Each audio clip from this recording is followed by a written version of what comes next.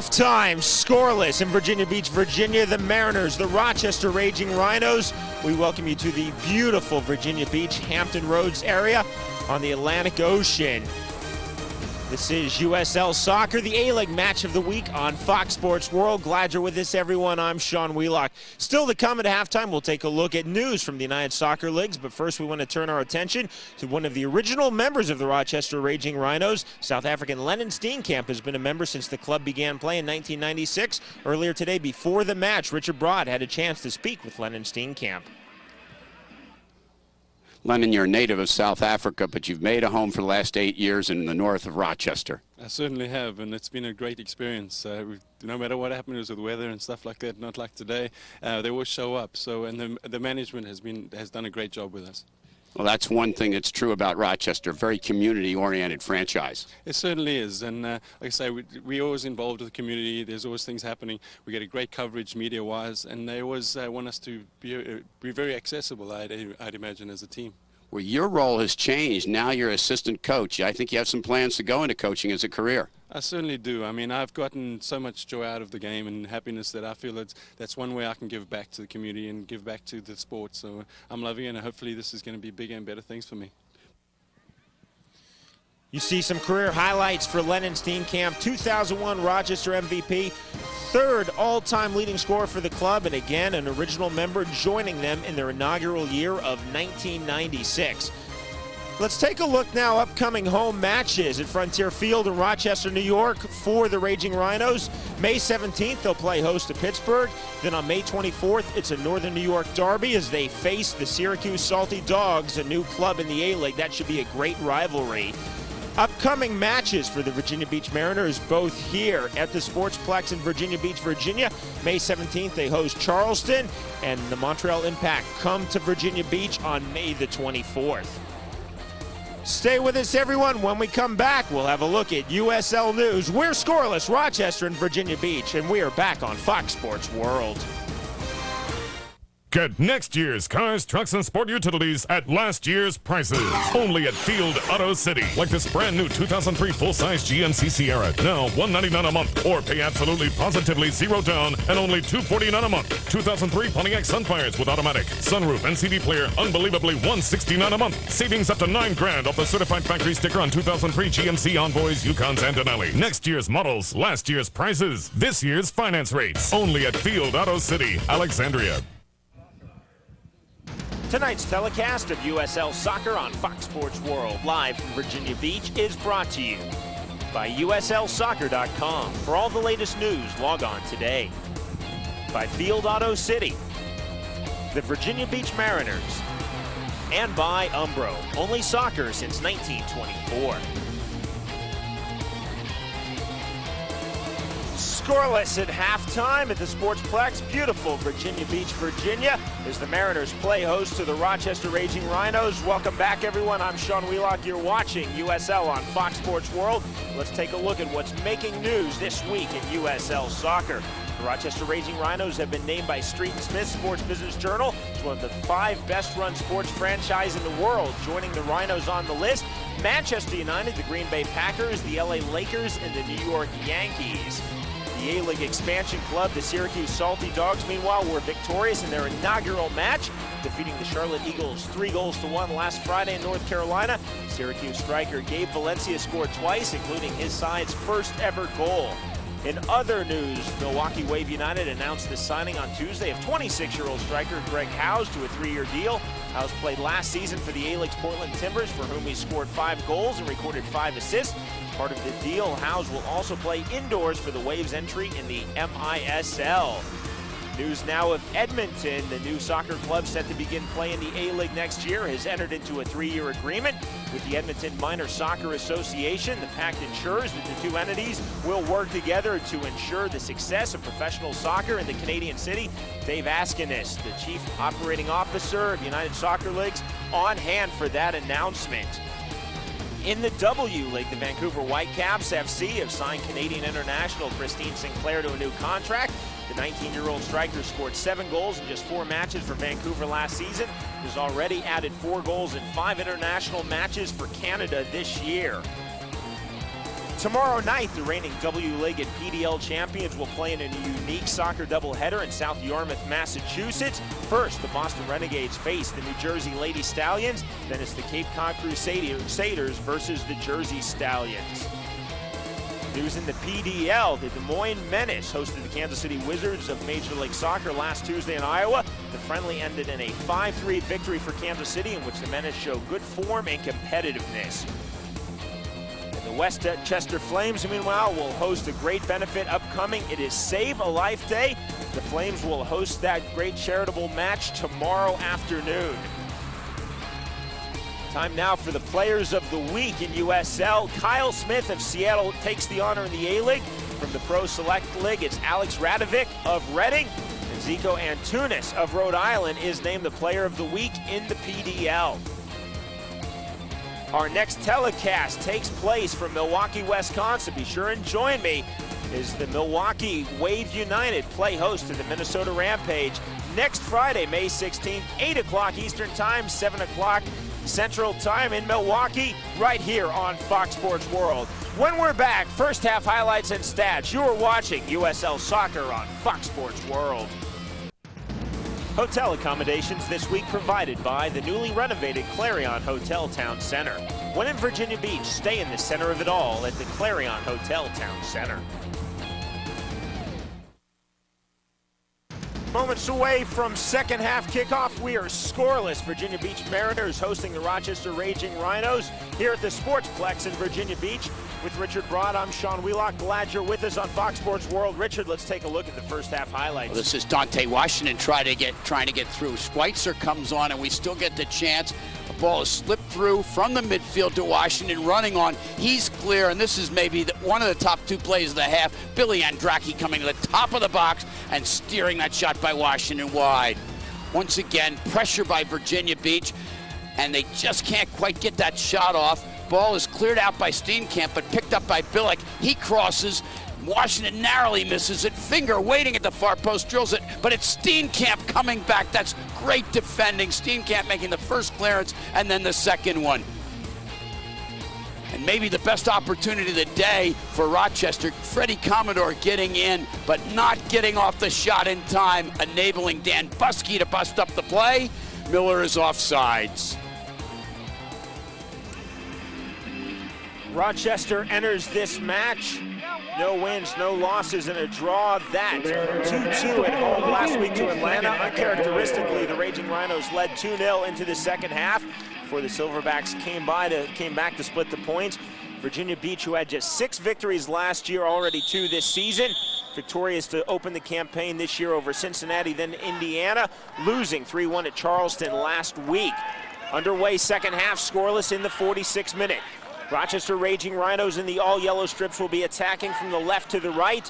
The home side Virginia Beach Mariners in the blue shorts, white shirts. They will be attacking now from the right to the left. The wind that we spoke to you about in the first half that was gusting upwards of 30 miles an hour is all but dissipated now. Right now having absolutely no effect on this match whatsoever. Really has died out. It came down here. They're talking about tornadoes and everything. I was about ready to pull my car off the road, and it's almost stopped completely now in the second half. This portion of the match brought to you by Field Auto City. It rained about an hour and a half before kickoff, quite violently, but it was a short storm. That front moved out. They were saying possible storms later. I don't think that's going to happen. It's a beautiful night here in Virginia Beach. The air is very clear. The pitch still may be a little wet from that rain, but it's playing very, very well. This is really a great facility, the Sportsplex, this soccer-specific venue. This is Rochester's attack. Perfect example. Build the ball, penetrate and probe, not try to break through. Commodore is the only guy with great speed. They're more content to keep possession and look for opportunities. Rochester pushing forward, looking back for Commodore. Commodore! And he does have a hard shot and a quick release on it, and I'm not sure Joe Larson was fully prepared, but he's got to get that ball on target. Neither head coach, Pat Ercole of Rochester, Sean McDonald of Virginia Beach, electing to make changes to their respective starting 11.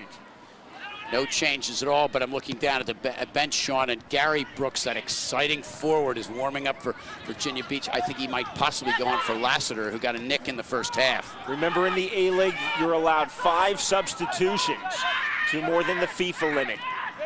Something coaches absolutely adore in this league. A shot by Hayes, and that's off target. Whacking off the signboards. He's got a great left foot, but he's got to bring that ball back across the front of the goal as we look at Brooks stretching out. He has another one of these players with great speed. Sean McDonald just has a wealth of pace in his front players.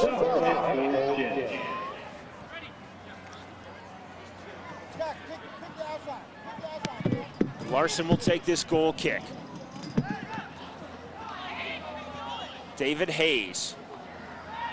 Fuller into space. Miller. Bit too ambitious for Hayes, who looked to make the overlap, couldn't do it.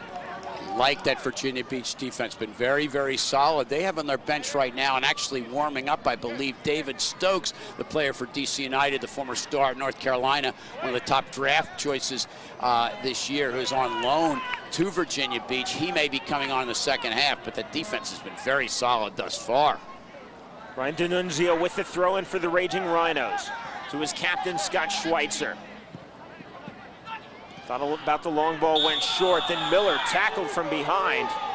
No hesitation from the referee, Daniel Burak.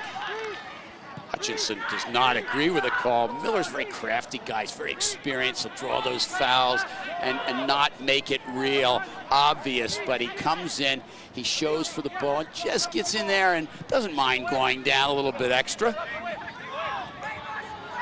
Hutchison does well to send it away. Temox Suarez for the Rhinos. Schweitzer. Commodore. Commodore has the speed, but he's got to do more when the ball's served to him. He hasn't really gotten any good chances on goal, and he has had some opportunities to penetrate the Virginia Beach defense. Set up play, guys. Remember where you're supposed to be. Set up play. Larson again will have this goal kick. If you've joined us late, this is a rebuilt Virginia Beach Mariners side featuring 2 of the most potent strikers in American soccer, Dante Washington and Roy Lassiter, 2 ex-US internationals. Both still have a lot of goals to be scored out of those legs. Rochester with a new goalkeeper, that's their big change. Both Pat Onstad, Scott Vallow moving on. Bill Andracki now the first choice keeper for the Rhinos, and he's acquitted himself well tonight. Sedgwick. Lassiter got away with the tug on the shorts of Sedgwick. Richard Mahoney, just a bulwark in the defense for the Mariners. Steenkamp will cut that out. Nearly gave it to Lassiter, and now he does. Sloppy by Lennon Steenkamp, uncharacteristic. Dante Washington leaves it. Amani-Dove, and it's 1-0. Hamisi Amani-Dove. Sean McDonald smiles at that one, and he has questioned the consistency of Hamisi Amani-Dove, but he doesn't question that. That's just great finishing, and it's really appropriate that he's the man that does it. The ball is given away, and there's the cross in from Lassiter. Dummy through by Washington. Great work by Washington. Hamisi Amani-Dove finishing at the far post. Look at this clever dummy by the veteran Washington, who lets it go through, leaving Amani-Dove wide open. He makes no mistake, beating Andracki to the near post. Bill Andracki furious, really felt like he was hung out to dry. That is a textbook dummy by Dante Washington. The 1996 U.S. Olympian Hamisi Amani-Dove has his first of the campaign, scoring against his team of last year, the Raging Rhinos. Sean, we were talking at halftime a little bit about Washington not finishing chances, and he hasn't, but that's just a great play. That's a veteran experience, a guy who's got experience in the national team, experience at the highest levels. Superb play, superb field awareness to create the chance for his teammate Amani-Dove. All the way back for Mahoney. To his keeper, Joe Larson, away with the left foot. Cooley by Larson. Too strong for Roland Aguilera. Steenkamp will play it back to his keeper. That goal set up because Steenkamp made maybe his first bad pass of the night, giving it right to Roy Lassiter, and the attack was on. And Sean, what happened on that? I can't completely fault Steenkamp. He played a ball expecting someone to be in, and no one was there. That's that lack of continuity with players playing together. They're not familiar, and that's where you get those kind of mistakes. Sedgwick, and now with Jakob Fenger. Sedgwick taking issue. The original challenge on Fenger, then retaliating. All this is going to be a direct free kick for the Rhinos as Sedgwick wisely walks away. We could get 2 cards on this. This is a bit of a nasty challenge. The ball's played back and to Sedgwick. He doesn't control it, and he actually goes in. He might have been called for the foul, and then he takes a little shot at the Virginia Beach player going by at Fenger. And I don't think any cards were issued, but very possibly we could have had 2 of them. That is great refereeing by Daniel Burak. Instead of just whipping out the bookings with the yellow cards, talking to both teams, telling them to settle it down, and correctly awarding the free kick from the initial foul. Much better way to do it. Couldn't agree with you more. Excellent officiating. Off the head of Steenkamp, and the keeper is out. And we may have a card here because Larson came out. And there's a little bit of exchange of pleasantries around Larson, and we do have a card, and I believe the card is going to be to Suarez. I can't be absolutely certain. And you see Larson, yeah. Larson is cut. And it's going to be on Commodore. That's the booking for putting the foot right there. As a professional soccer player, you've got to have better control of your feet. Letting go with the right boot into the face of Joe Larson, and to his credit, showed absolutely no histrionics whatsoever. Just scooping up the ball. I'm not even sure if he knew that he was cut. He obviously knew he got smacked, taking it over the right brow.